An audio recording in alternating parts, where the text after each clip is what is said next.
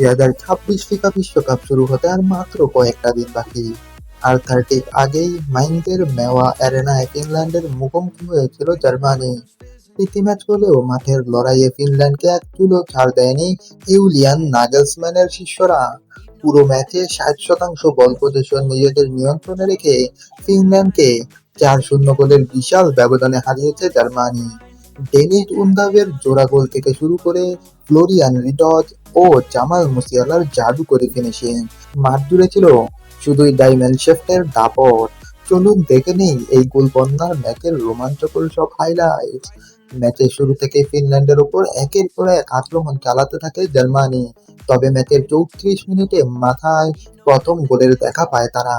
Joshua কিমিচের overlapping cross থেকে ডিবক্সে উড়ে আসা বলে চমৎকার এক হেডের মাধ্যমে গোল করে জার্মানিকে 1-0 ব্যবধানে এগিয়ে নেন স্ট্রাইকার ডেনিস উনদাভ।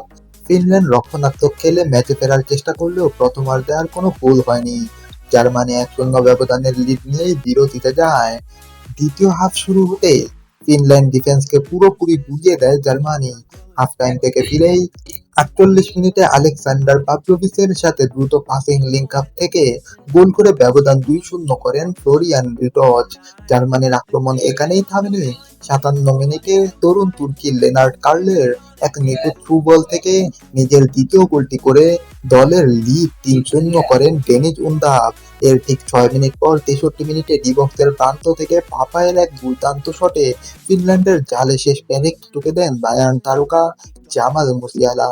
4-0 গোলের এই বিধ্বংসী জয় প্রমাণ করে যে ইউলিয়ান নাগেলসম্যানের অধীনে জার্মানি এবার বিশ্বকাপে বড় কিছু করার জন্যই মাঠে নামবে। মুসিয়ালা, রিটজ, উনদাভদের এই ফর্ম প্রতিপক্ষের ডিফেন্সের জন্য এক বড় সতর্কতা।